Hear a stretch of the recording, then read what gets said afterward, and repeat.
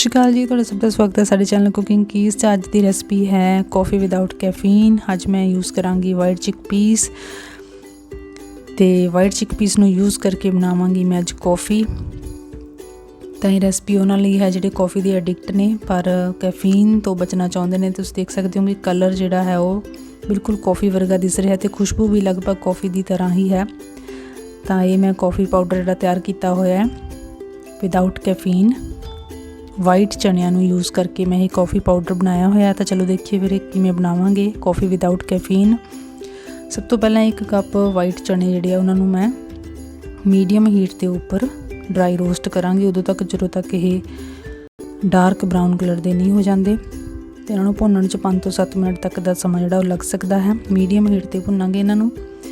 ਸੋ ਜਿਹੜੇ ਲੋਕ coffee addict ਨੇ ਪਰ ਕੈਫੀਨ ਨੂੰ ਘਟਾਉਣਾ ਚਾਹੁੰਦੇ ਨੇ ਆਪਣੀ ਡਾਈਟ 'ਚੋਂ, ਉਹ ਜ਼ਰੂਰ ਇਸ ਰੈਸਪੀ ਨੂੰ ਟਰਾਈ ਕਰ ਸਕਦੇ ਆ। ਇਸ ਦੀ ਜਿਹੜੀ ਖੁਸ਼ਬੂ ਹੈ ਉਹ ਲਗਭਗ ਕੌਫੀ ਵਰਗੀ ਹੁੰਦੀ ਹੈ ਅਤੇ ਕਲਰ ਤਾਂ ਬਿਲਕੁਲ ਹੀ ਕੌਫੀ ਵਰਗਾ ਹੀ ਹੁੰਦਾ ਹੈ। ਸੋ ਇਸ ਰੈਸਪੀ ਨੂੰ ਇੱਕ ਵਾਰੀ ਟਰਾਈ ਕਰਨਾ ਜ਼ਰੂਰ ਬਣਦਾ ਹੈ।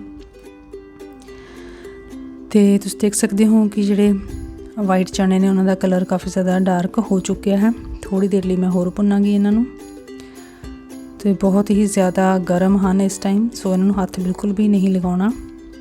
ਸੋ ਹੁਣ ਮੈਂ ਇਹਨਾਂ ਨੂੰ ਟਰਾਂਸਫਰ ਕਰ ਲਵਾਂਗੀ ਇੱਕ ਪਲੇਟ ਦੇ ਵਿੱਚ ਅਤੇ ਇਹਨਾਂ ਨੂੰ ਮੈਂ 2 ਘੰਟੇ ਤੱਕ ਠੰਡਾ ਹੋਣ ਲਈ ਰੱਖ ਦੇਵਾਂਗੀ ਜਾਂ ਫਿਰ ਰਾਤ ਭਰ ਵੀ ਇਹਨਾਂ ਨੂੰ ਠੰਡਾ ਹੋਣ ਲਈ ਰੱਖਿਆ ਜਾ ਸਕਦਾ। ਮੈਂ ਰਾਤ ਭਰ ਇਹਨਾਂ ਨੂੰ ਠੰਡੇ ਕਰ ਲਿਆ ਹੈ, ਰਾਤ ਭਰ ਰੱਖ ਦਿੱਤਾ ਸੀਗਾ। ਅਤੇ ਹੁਣ ਮੈਂ ਇਹਨਾਂ ਨੂੰ ਪੀਸਾਂਗੀ ਪਰ ਗ੍ਰਾਈਂਡਰ ਜਾਰ 'ਚ ਪੀਸਣਾ ਬਿਲਕੁਲ ਵੀ ਰਿਕਮੈਂਡਡ ਨਹੀਂ ਹੈ। ਸੋ ਇਸ ਕਰਕੇ ਮੈਂ ਇਸ ਤਰ੍ਹਾਂ ਦੀ ਇਹ ਕੁੰਡੀ ਲੈ ਕੇ ਛੋਟੀ ਜਿਹੀ ਇਹਦੇ ਵਿੱਚ ਪਾ ਕੇ ਇਸ ਦਾ ਇੱਕ ਦਰਦਰਾ ਪਾਊਡਰ ਜਿਹੜਾ ਉਹ ਤਿਆਰ ਕਰਾਂਗੀ।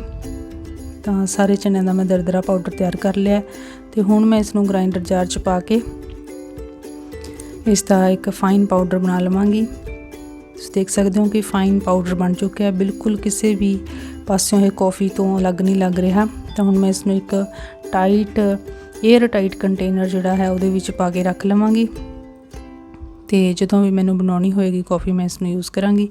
ਅਤੇ ਮੈਂ ਤੁਹਾਨੂੰ ਬਣਾ ਕੇ ਦਿਖਾਉਂਦੀ ਹਾਂ। ਹੁਣ ਇਹ ਮੇਰੇ ਕੋਲ ਇੱਕ ਗਰਮ ਅਤੇ ਠੰਡਾ ਮਿੱਠਾ ਦੁੱਧ ਹੈ, ਦੋਹਾਂ 'ਚ ਮੈਂ ਇਸ ਦਾ 1-1 ਚਮਚ ਪਾ ਕੇ ਘੋਲ ਲਵਾਂਗੀ। ਬਸ ਇੱਥੇ ਇੱਕ ਫ਼ਰਕ ਇੰਨਾ ਕੁ ਰਹਿ ਜਾਂਦਾ ਕਿ ਇਸ ਨੂੰ ਥੋੜ੍ਹਾ ਘੋਲਣਾ ਜ਼ਿਆਦਾ ਪੈਂਦਾ ਕਿਉਂਕਿ ਇਹ ਤਲੇ 'ਤੇ ਬੈਠ ਸਕਦਾ। ਜਦੋਂ ਆਪਾਂ ਇਹਨੂੰ ਪੀਵਾਂਗੇ ਤਾਂ ਜਿਹੜਾ ਥੱਲੇ ਬਚਦਾ ਉਸ ਨੂੰ ਆਪਾਂ ਛੱਡ ਸਕਦੇ ਹਾਂ। ਅਗਰ ਵੀਡੀਓ ਚੰਗੀ ਲੱਗੇ ਤਾਂ ਲਾਈਕ ਕਰਨਾ। Thank you.